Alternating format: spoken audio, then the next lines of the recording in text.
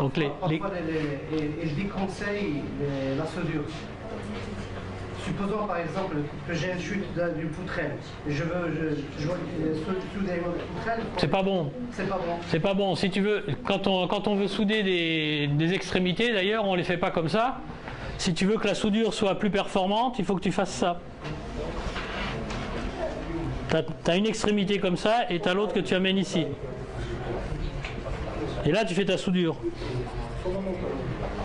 Mais tu fais jamais une soudure, tu raboutes jamais deux poutres comme ça droite. Alors ça doit s'expliquer par le calcul et voilà, ça je sais pas faire.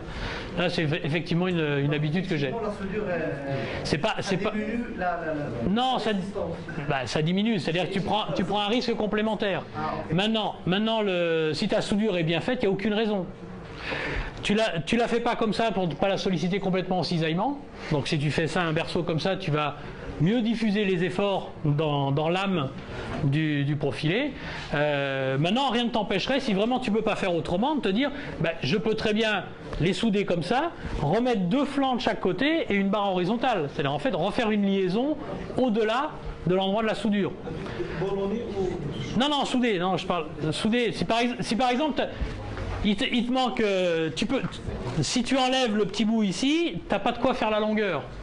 Tu ne peux pas faire autrement. Tu peux très bien te dire, dans ce cas-là, effectivement, j'amène, je vais souder au bout, mais rien ne t'empêche de dire, je vais mettre deux raidisseurs ici, que je vais souder, et je vais remettre un plat soudé entre les deux. Ce qui fait qu'en fait, tu vas renforcer la jonction, qui fait que si ici tu as une faiblesse, en fait, tu deviens surabondant en fait au niveau du métal ici. Et donc si tu as une petite défaillance à cet endroit-là, la totalité des charges que tu voulais transmettre, elles sont transmises par le complément de métal.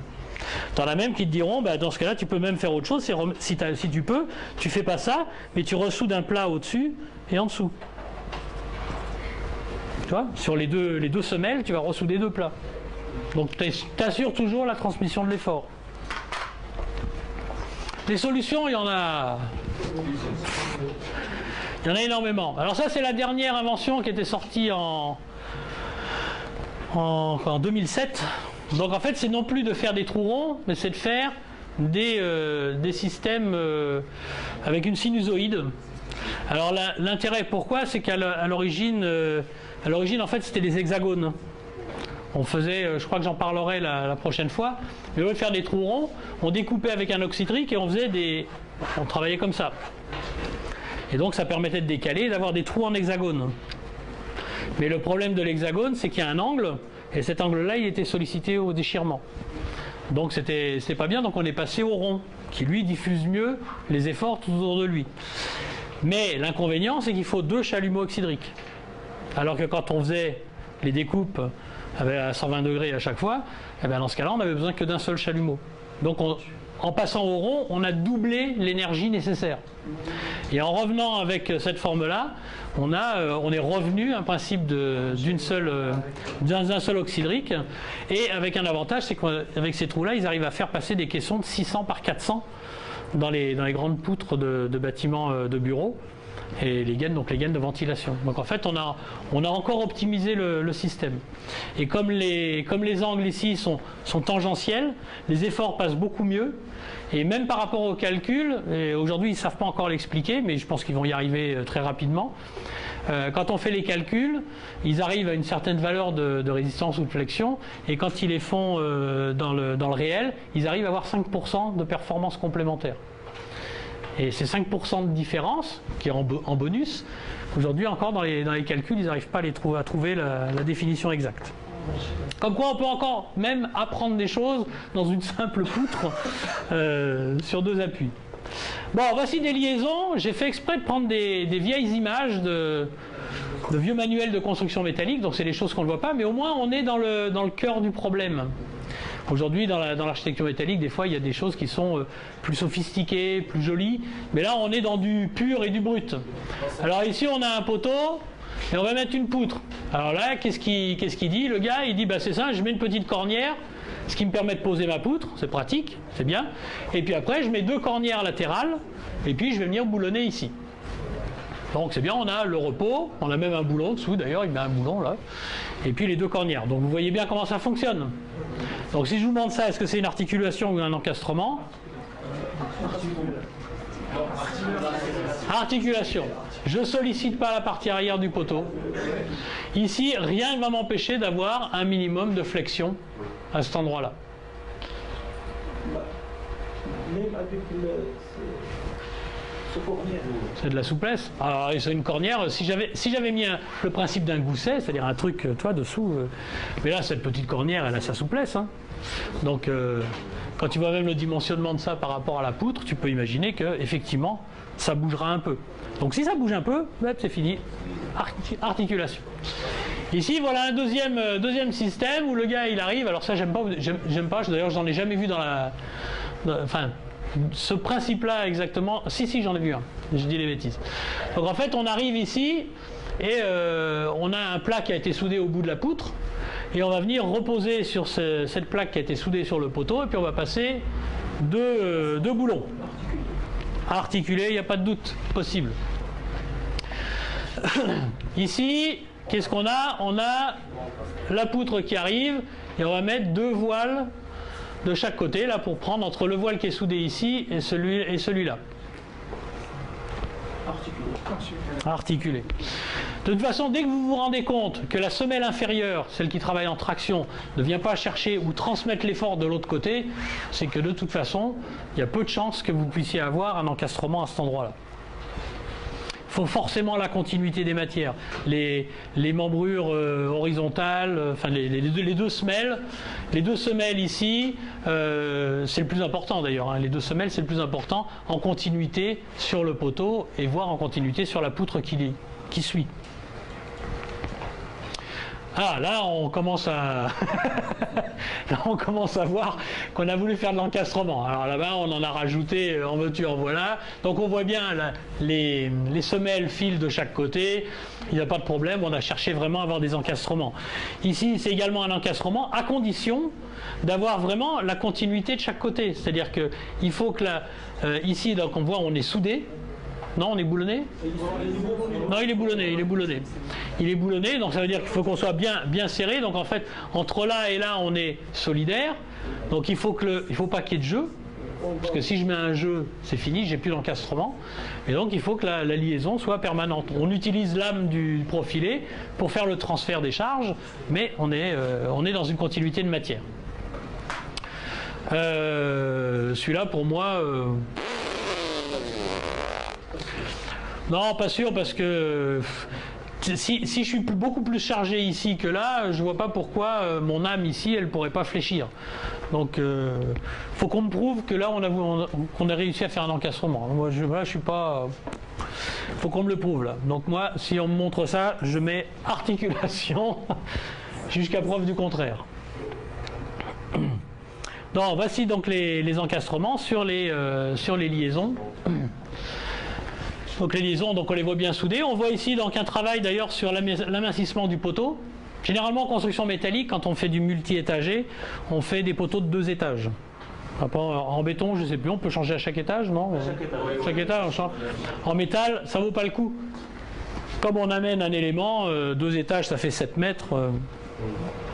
C'est moins onéreux. Hein? En métal, on change plus. Si on change, là il a diminué là. Mais bon, ça nécessite un travail intéressant là, à cet endroit-là. Donc il faut voir, à un moment donné, on peut très bien avoir sur 3 étages, on peut peut-être se poser la question de savoir si on ne peut pas avoir une barre complète si elle passe. Hein. L'objectif après, c'est de diminuer le temps d'intervention sur le chantier et le temps de travail à l'atelier. Donc il faut compenser, regardez le coût matière. Donc c'est pour ça que d'ailleurs on a très souvent entre le bureau d'études de construction métallique qui travaille donc en maîtrise d'œuvre, il a des options, et puis après le charpentier métallique lui en prend d'autres. Pourquoi? Parce que il est capable sur une petite variante de diminuer. Mais le discours qui se fera entre le bureau d'études de maîtrise d'œuvre et le charpentier métallique, c'est de respecter l'ensemble des hypothèses de calcul. Il ne faut pas aller changer les trucs à droite à gauche. Hein. Donc il faut bien qu'il y ait un dialogue à ce moment-là. Oui, et si lui il veut changer c'est bien, mais il ne change pas l'épure et les hypothèses de calcul. Hein. Ce n'est pas son problème. Quand on fait des liaisons comme ça, on les fait généralement quand on a un encastrement. Et on l'a fait à l'atelier. On va faire un assemblage ici avec des boulons HR. C'est quand même intéressant de le faire à l'endroit du moment nul, hein, sur la flexion. Hop. Ben voilà un exemple d'articulation dont on vous ai parlé tout à l'heure, vous voyez. En fait, on a la semelle, on a une plaque qui est soudée. Bon, là, l'intérêt, c'est qu'ils ont fait en fait un trou rond, donc on est capable de venir l'enquiller. Et on a le boulon qui traverse, qui sert, mais de toute façon, ça fait bien une articulation. Hein. C'est suffisant pour un choix. Hein? C'est suffisant ce boulon. Bah oui, c'est suffisant. Il est soudé. Bah, c'est suffisant. C'est suffisant pour être un articulation. Ouais, c'est suffisant. Si je te montrais, je pourrais te montrer un jour un pont à Paris. Tu regardes le pont, il traverse toute la Seine, il est en acier, il est énorme le pont, et puis il est sur une articulation, il y a une tige comme ça. Mais non, mais on ne se rend pas compte, mais il y a des telles capacités avec l'acier, c'est on a besoin de l'ingénieur pour calculer, parce qu'on se rend compte que si on fait à l'œil, on va en mettre 10 fois de trop. 10 fois de trop. Bon, alors ça dépend. Là, pour moi, ça suffit, parce que quand je vois la hauteur de la poutre ici, c'est qu'on n'a pas énormément de charge. Hein. En revanche, il y a une chose qu'on fait très bien avec le métal, c'est par exemple, c'est les contre-flèches. Ça, c'est les choses qui sont très faciles à faire. Tu fais par exemple, tu fais ton calcul, tu obtiens une flèche de, je sais pas moi, 30 mm. Bah, tu prends ta poutre, tu lui fais une contre-flèche de 30 mm, et puis quand c'est en charge, tu as un plancher plat. Donc tu sollicites moins de matière. Tu as par exemple, quand on fait des parkings aériens métalliques, on le verra aussi la dernière fois, pas la prochaine fois, eh bien en fait on a intérêt à faire donc une contre-flèche plus importante, parce que comme ça en fait on a le plancher qui même est bombé sur les extérieurs et donc qui permet de faire le ruissellement d'eau pour les eaux pluviales. Donc on fait à la fois, pour récupérer les eaux pluviales, on en profite pour mettre moins d'acier sur la structure. Alors voici des articulations, ici avec ce qu'on appelle des fourrures, donc pour rattraper les jeux. Alors c'est des systèmes qui sont très peu utilisés, ceux-là, parce que c'est à chaque fois il faut faire des pièces complémentaires. Ce que vous verrez le plus souvent, c'est la simple petite cornière, et vous pouvez vous poser la question en fait de savoir si vous devez ou non avoir un alignement des semelles de plancher. Si vous avez un plancher que vous allez devoir poser là-dessus, peut-être qu'il est intéressant d'avoir la même altitude. Si vous devez avoir la même altitude, vous ne pourrez pas faire cet assemblage, vous serez obligé de faire celui-là, qui est l'assemblage le plus classique, où vous avez donc en fait une échancrure qui est faite pour arriver à échapper à la semelle de la poutre principale et que la solive arrive donc sur le même plan, avec un alignement des ailes supérieures. Donc là on se rend bien compte, ça c'est la poutre principale et ça c'est la solive secondaire. Bon, ça c'était une petite image pour montrer qu'on pouvait faire tout et n'importe quoi. Alors les poutres treillis, on en a parlé tout à l'heure. Une poutre treillis, important déjà, c'est de mettre les diagonales dans le bon sens. Donc si on veut utiliser le moins d'acier possible, on va faire travailler les barres en traction. Si j'ai une poutre treillis sur 2 appuis, ça c'est ce qu'on appelle les poutres... comment ça s'appelle ça? Comment vous l'appelez celle-là? De N, oui. C'est une poutre. C'est une poutre. En fait, les vrais noms, je vais vous les donner, parce que je ne les ai pas mis là, dans le PowerPoint. Mais donc, si vous avez ce qu'on appelle la poutre Pratt de son inventeur, qu'on appelle aussi poutre en N. C'est celle-là. On a des diagonales. Voilà. Ça, c'est la poutre en N, parce que ça fait des N. Vous avez la poutre